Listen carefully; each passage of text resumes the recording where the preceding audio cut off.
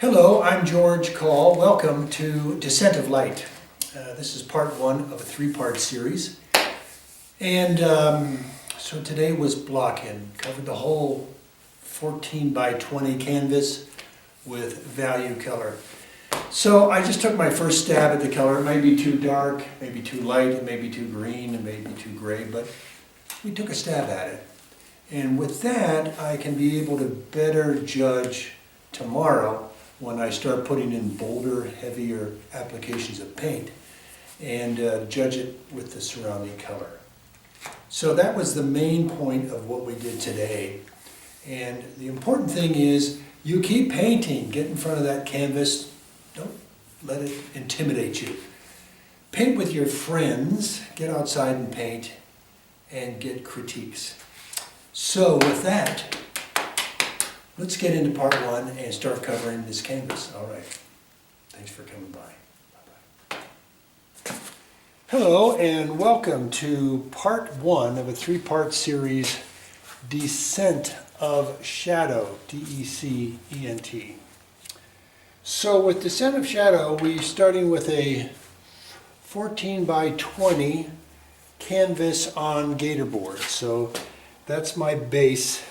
That's my foundation here. So it's I think like it's a high-class Fredericks canvas, and so it's something you all can afford if you're into this kind of stuff.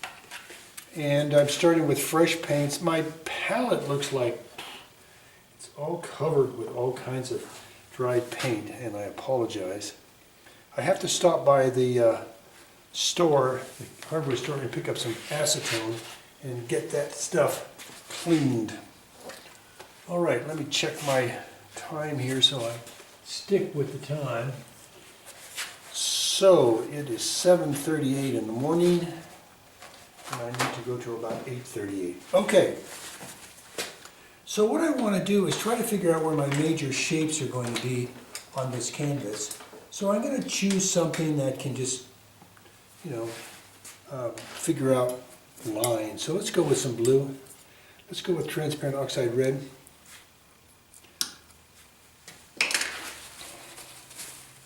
More blue. And I'm going to get some good amount of turp in there. And I say turp, but I really mean Gamsol.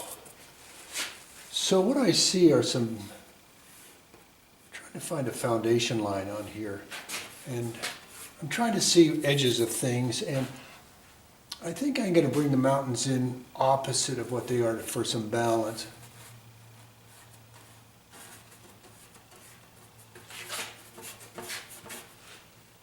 And then try to figure out where these shapes are going to be.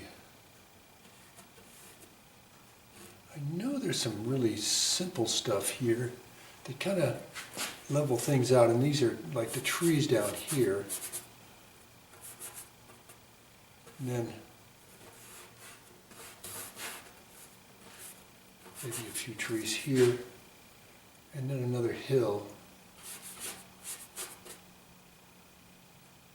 coming out of there and into here. And then above all that is going to be a big sliver of trees, like right in here somewhere. And then over in here I'm going to, kind of with a lighter color, draw in some sort of a... All right, I'm changing my mind already. Let's go back and think about this later. Let's get this thing going the way the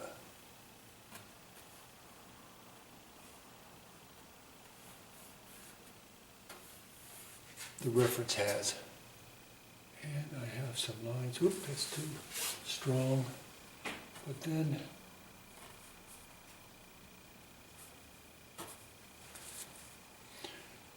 these designs that kind of come all the way across here. some sort of a lighter tree thing in here with some fingers coming off of it.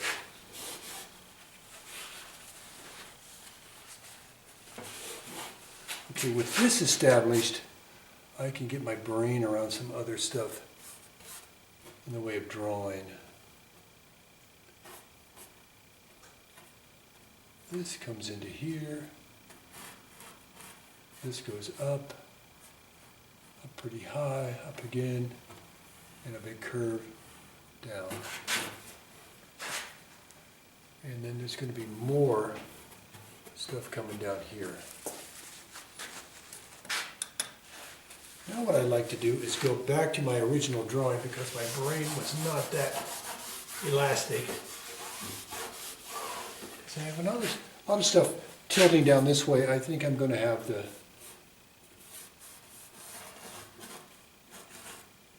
background come this way.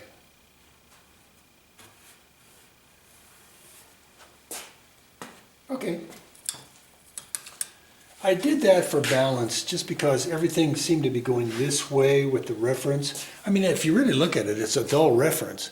But what I want to try to do is show some light coming over the mountain. And it's really going to kick up this painting in the way of interest. All right, so let's start thinking about really thin mixtures. So since we have this color out here already, let's go ahead and see if we can work on that and go with more blue. This time throw yellow ochre in it. Yellow ochre. Or raw sienna will work too.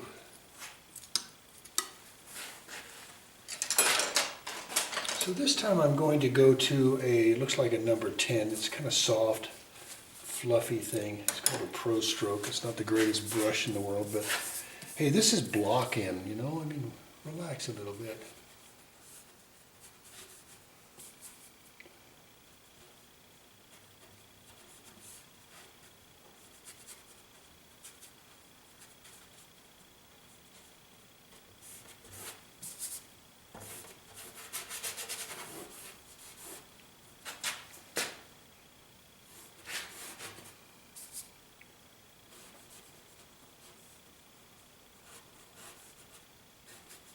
I like all this space in here. It's kind of like inviting the viewer into the picture.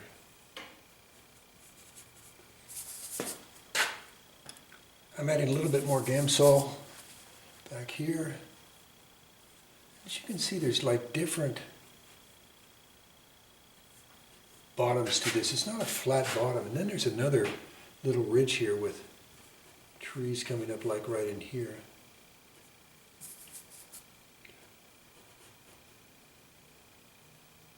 Coming across. That thing really comes across, doesn't it? It's the dark that kind of connects all the darks over here. And then over here there's more trees that are going to help all this come together.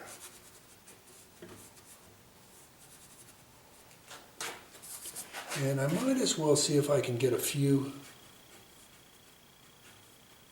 trees over in here.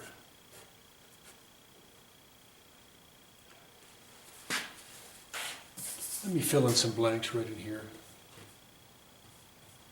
so we get in the camera's way. I'm repositioning the camera. I'm experimenting with some ways to make the camera come a little bit more square on to the painting. So I'm hoping that this new configuration with the camera can show a lot of the painting and still trying to be cognizant of not getting my shoulder in the way. All right, so let's go with a little bit more green. So let's add some yellow ochre, a little bit of viridian, and a touch of gray. I'm out of cold gray, so I'm using a a different gray today. It's a Richardson's called Ice Blue. Let's see what this does back in here. I think I need a little bit more Ice Blue.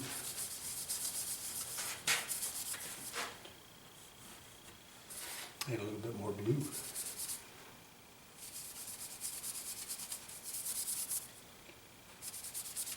I'm trying to make it softer light as we go back, because the colors are going through more atmosphere. We're losing some of this value color.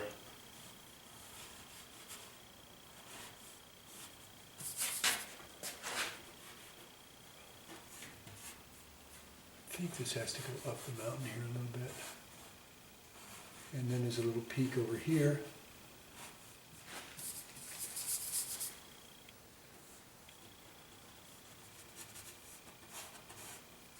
Boy, this does take up a lot of acreage back here. I think too, I've elongated my canvas, so I have to kind of do some rearranging and some photoshopping in my own brain to make this thing work. So I'm hoping that these nice shapes that are in this reference can really hold the viewer's interest, and mine too, more particularly. I think I have to change brushes. This one's gonna have to be retired over here for a little bit. And I'm going to a number 6 Rosemary Long Flat Series 279. This is nice for softness.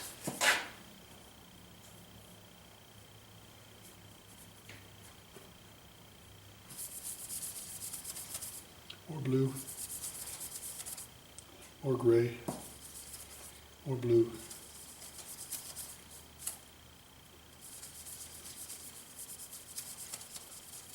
More blue. Oh, I like this new color I've made. I'll spread that around a little bit. I like that.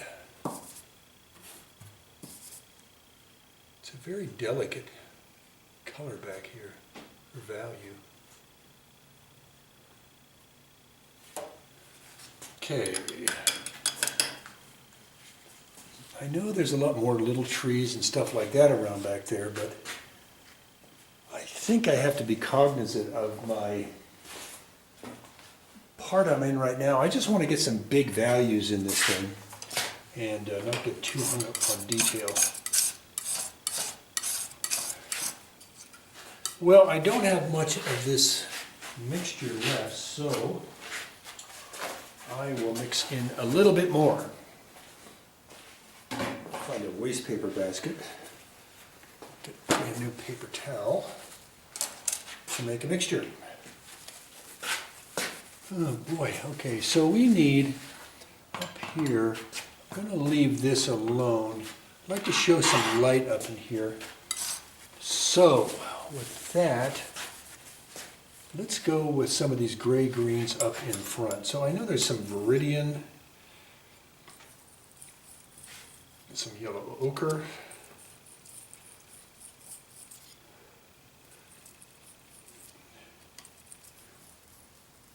oh, that was too much Viridian, darn it. I have to knock it down. And I'm going to have to put some white in there to get the right value. Here we go. Oh, that's nice. Okay. Now I know there's different greens in this thing, but this is going to be a good way to get started here. And as we go back here, we're going to have to go even lighter. Let me just add some light to one side. Okay. Let's go back to the number 6 Rosemary. I'm trying to get some of my grays out of it. And I'll try the darker green first. I need a little white in there. Oh, a lot more white. Sorry, here we go back to mixtures.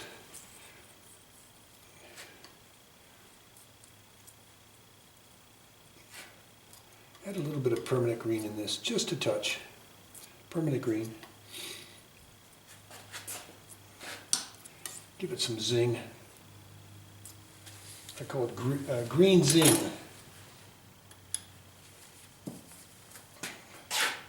Getting a little Gamsol into my brush.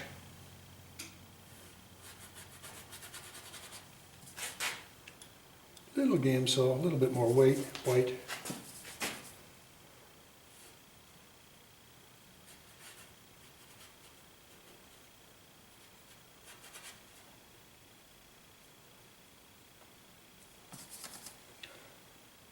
There's some lakes down here too. I want to leave some room for them.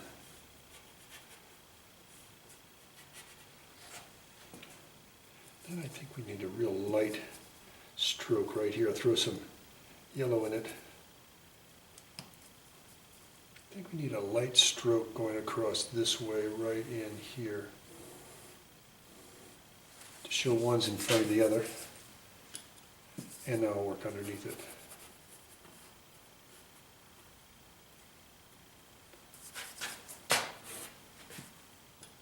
This is not a time to be flinging on heavy paints.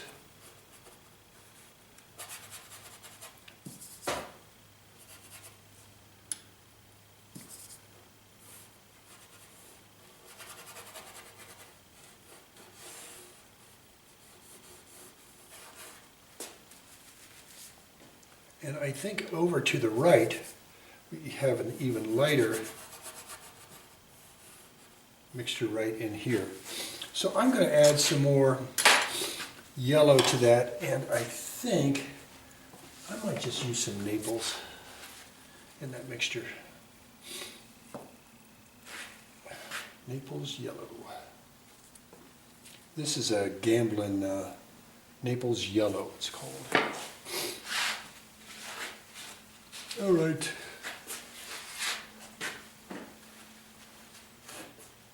More paper towels. I need a waste paper basket.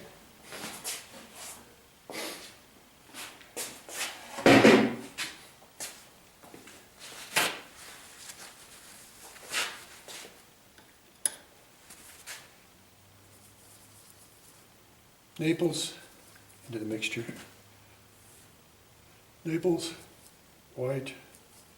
Naples, white. I had a contaminated brush from the previous mixture, so it's kind of a wrestling match to get the right mixture.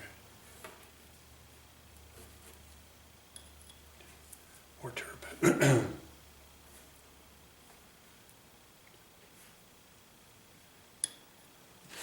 I think that might do it.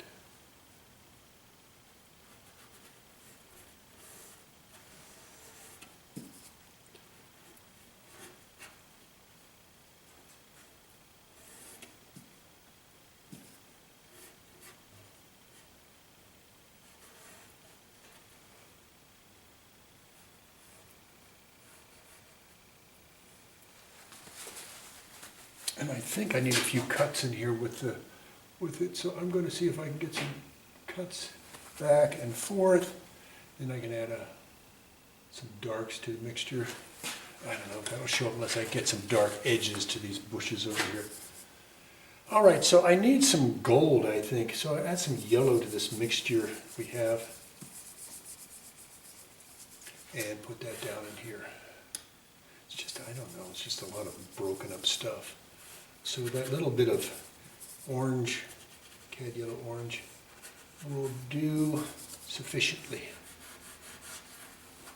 Come on.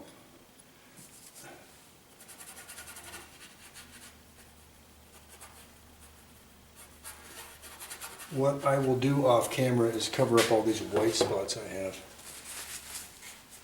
because it's tedious work. And it's no brainer, you can do it too. Don't have to watch me. Okay, now we have this interesting stuff to put in here.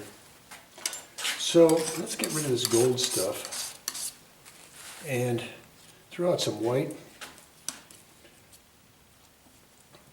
I'm adding some olive to it.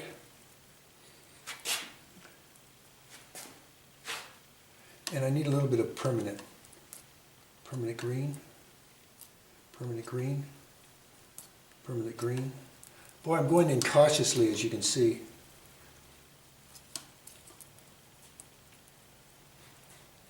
To get the right value. Boy, that's too close to what's in front of it. So we're going to add some Naples.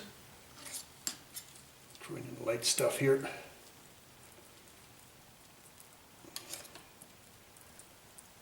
White. Let's see what that does. Dang, I've got too much paint on my rag here. I get so involved in what's going on here on the canvas, I forget what's going on with my hands. See, and I wear these working gloves, or these gloves to protect my hand from all these harmful paints and pigments inside the paints. All right, so let's go here, here, and here.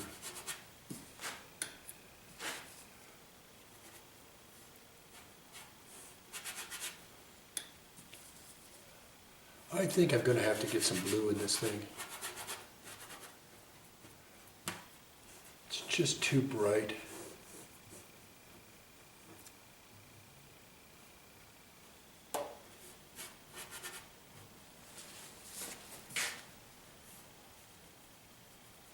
I'm lightening up some of this stuff with whatever surrounding color I have.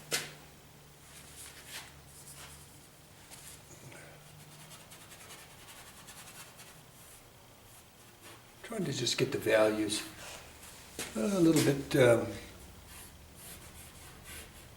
in sync with surrounding colors, just by putting the surrounding color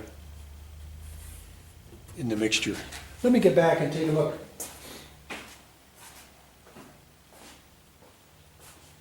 All right, so far so good. All right, I'm going to start going to some blue here. This is valuable. I still got some left. I'm going to move that over to the side and use it later.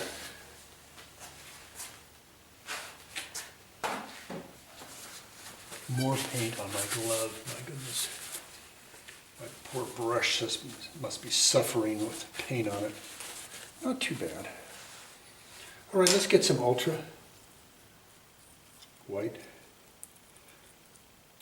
White.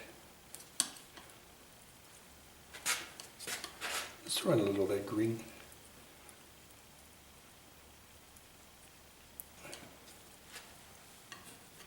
That's pretty good.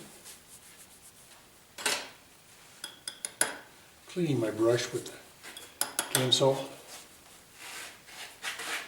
And one more paper towel.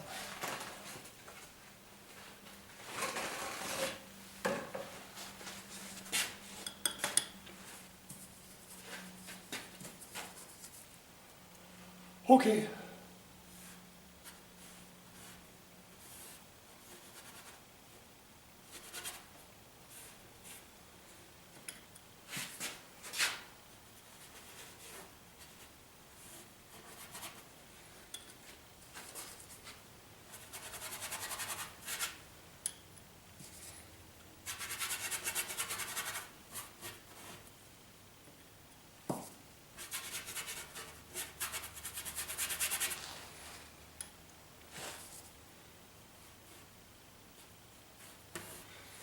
I think I need some of this color up in here, and I don't have any of that mixture left.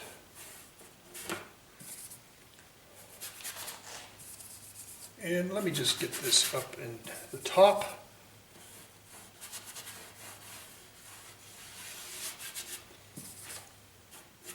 Now you can see I've changed my angle. Instead of the mountain from the reference coming in high and going low on the right, I've switched it because we have so much going to the right down below.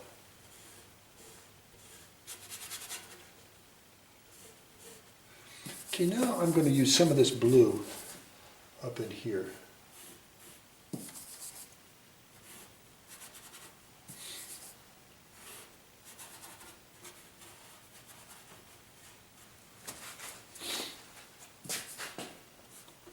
And then I'm going to use some even thinner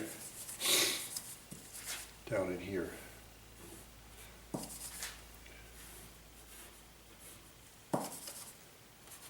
That is making it work.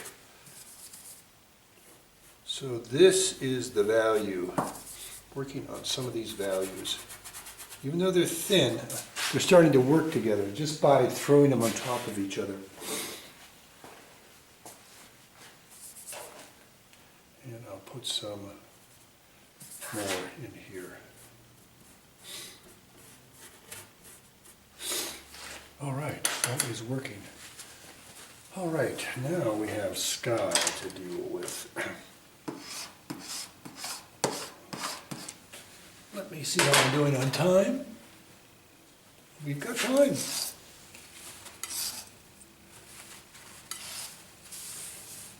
So I'm picking up my area here that I can do some mixing on, so I can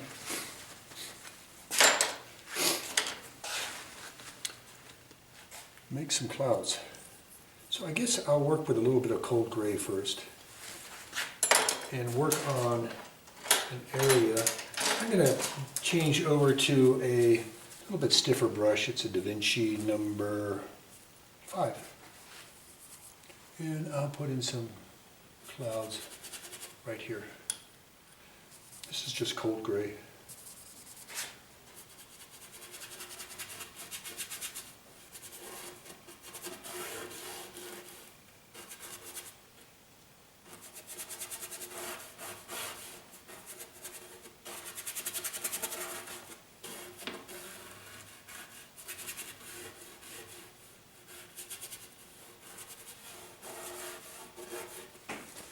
And then I'll work on a very light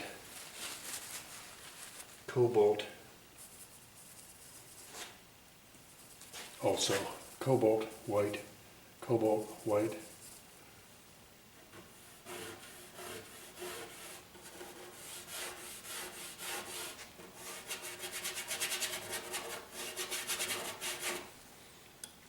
Gamsol.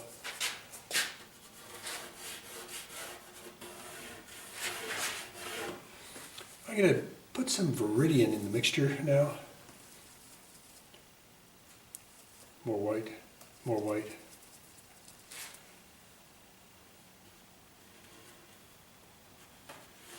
Oh, that's pretty.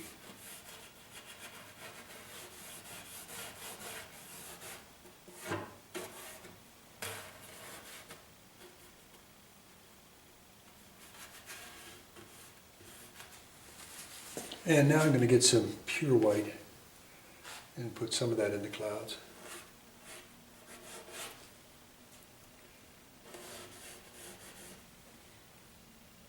Particularly on the top of the clouds.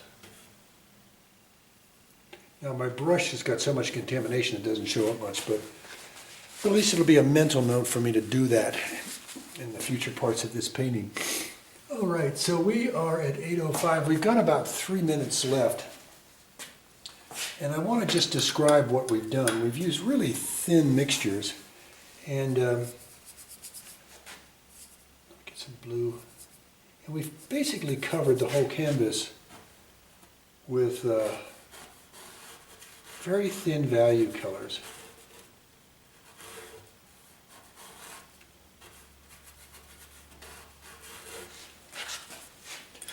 And made things darker, lighter, and actually more muted as we go back. Now, off camera, I'm going to be playing with some of these halos I have and trying to pick up some surrounding color like I'm doing here. And I think I might put a link in here. So I'll just get this Viridian I have and put that in right there. There's something like that in the reference. I just made it larger, and I don't know if that was the smartest thing to do or not, but it's there. We'll go with it.